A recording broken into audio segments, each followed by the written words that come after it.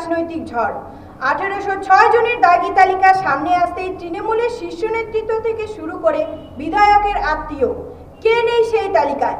বিরোধীরা বলছেন দাগি তালিকার যেদিকে চোখ যায় সেদিকেই শুধু তৃণমূল আর তৃণমূল। তবে শাসক শিবিরের পক্ষ থেকে অভিযোগ উড়িয়ে দিয়ে পাল্টা সুর কষেছেন কুণাল ঘোষ।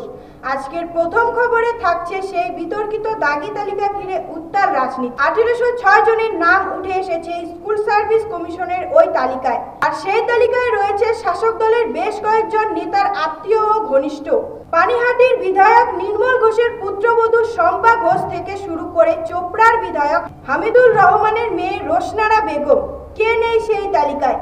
এমনকি নাম রয়েছে রাজ্যের মন্ত্রী সাবিনা ইয়াসমিনের ঘনিষ্ঠদেরও। পাশাপাশি রাজপুর সোনারপুর পুরসভার 18 নম্বর ওয়ার্ডের কাউন্সিলর কুহেলি ঘোষ, কয়েকজন অঞ্চল সভাপতির নামও মিলছে। ফলে বিরোধীরা সরব হয়ে বলছেন এ যেন পুরো নিয়োগ প্রক্রিয়ায় তৃণমূল পরিবারের হাতে বন্দী।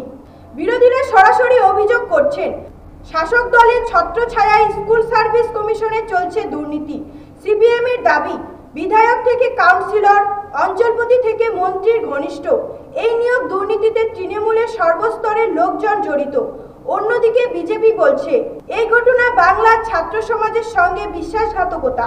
যোগ্য চাকরি প্রার্থীদের বঞ্চিত করে প্রভাব খাটিয়ে আত্মীয় স্বজনদের চাকরি পাইয়ে দেওয়া হয়েছে। তবে এই অভিযোগ মানতে নারাজ তৃণমূল।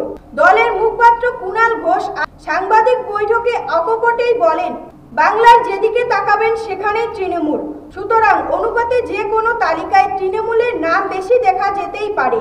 কুণালের দাবি কেউ কারো আত্মীয় হলে সেটাই দোষের নয়।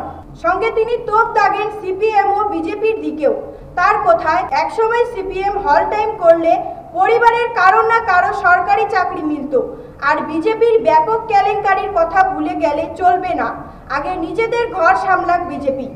অর্থাৎ বিরোধীদের আক্রমণ ঠেকাতেই পাল্টা কটাক্ষেই মাঠে নামল তৃণমূল। এই মুহূর্তে রাজনৈতিক মহলে চলছে প্রবল চাপানুতর।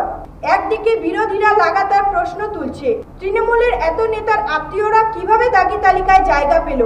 অন্যদিকে শাসক দল বলছে এটি বিরোধীদের রাজনৈতিক প্রচার ছাড়া আর কিছু নয়। ফলে নিয়োগ দুর্নীতি মামলায় একদিকে যেমন উঠে আসছে একের পর এক নতুন নাম, তেমনই তীব্র হচ্ছে শাসক বিরোধী রাজনৈতিক সংঘাত। দাগি তালিকা ঘিরে রাজ্যে উত্তাল পরিস্থিতি তৈরি হয়েছে। তাতে সামনে আসতে পারে আরো বিস্ফোরক তথ্য। আপাতত বলা যায় রাজনৈতিক লড়াই যতটা গড়াচ্ছে ততটাই স্পষ্ট হচ্ছে অভিযোগ প্রত্যাঘাতের আঁচ।